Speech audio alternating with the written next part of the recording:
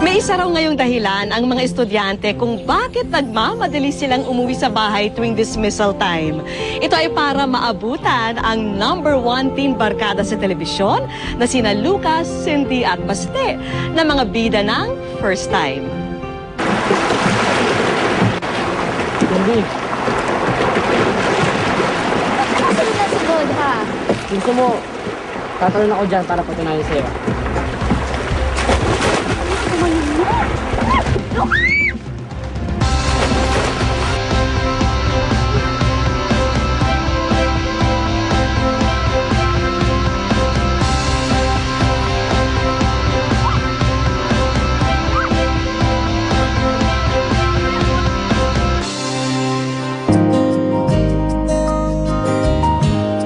Tuwing kita'y nakikita.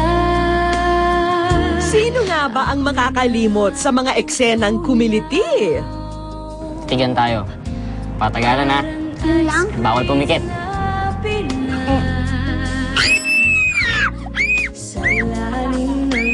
Nagpangiti.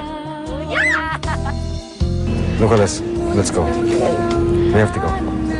Sakit lang po. Lucas. Sakit lang. Lucas. At kumurot sa damdamin ng ating mga kapuso. Lucas, let's go. Cindy, bakit bigla-bigla nang umaalis? Ang unang pagtibok ng munting puso ni Baste, Lucas si Baste. Cindy at Lucas. Boyfriend niya. Kung paano mo i-handle yung situation pag nai-inlove ka. Kasi syempre nag-aaral, bata pa. So ano gagawin mo pag na-inlove ka? So dito, papakita namin kung ano yung mga do's and don'ts ko. Parang gano'n. Hindi na nga maikakaila ang popularidad ni na Jake Vargas, Joshua Junicio at Barbie Fortesa. Ang mga bida ng Hit Teen Barkada Show na first time. Kaya naman malaki ang pasasalamat nila sa kanilang mga fans.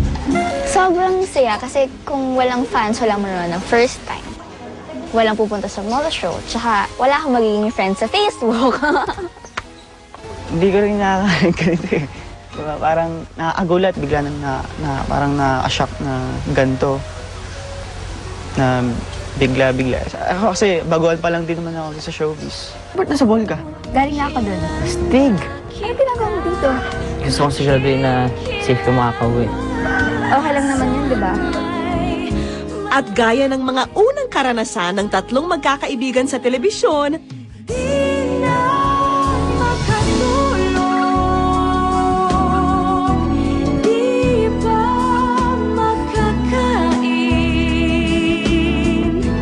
sa totoong buhay, tila first time din ang eksena ng tatlong ito.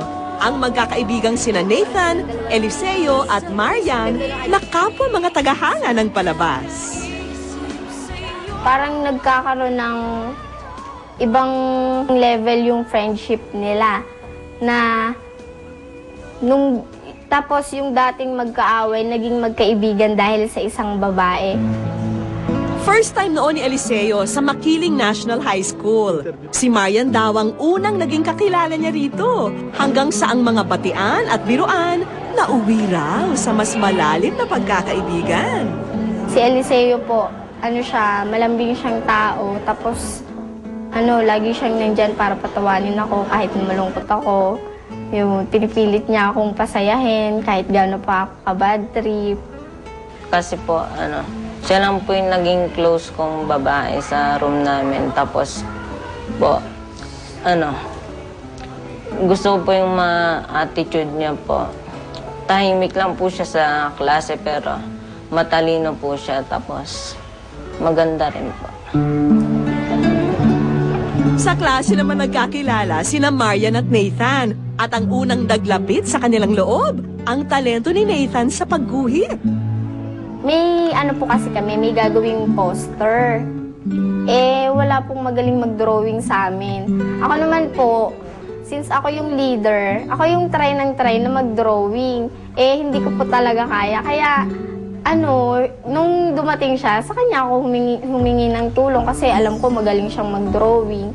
Yun, pinag-drawing niya ako. Kasi po, madalas nagdo-drawing ako.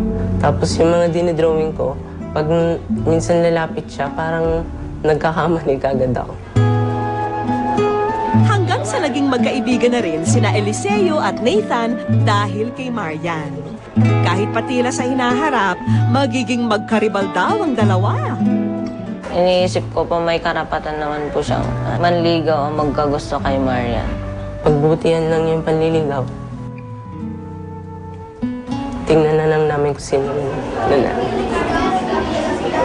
Pero kahit palaman ang tuksuhan ng klase ang tatlo, ang kanilang motto, studies first before first love. Naiintindihan naman daw po nila kasi first priority ko po talaga yung studies para makaangat sa buhay. Tapos, syempre makatulong din sa family. Ang kanilang high school life, nasaksihan ng kanilang guro sa Technology and Livelihood Education na si Sir Joseph. So ako naman po, parang dagdag humor lang. Parang tinutukso-tukso po sila bawat sa mga classmates nila yun. At natutuwa naman po sila dahil minsan tumatama daw po ako na, sila po pala talaga. Tama po yung hula ko na, may something nga po si ganto at si ganyan. Bilang practice teacher, ito ang unang pagsabak niya sa pagtuturo bago maging ganap na maestro.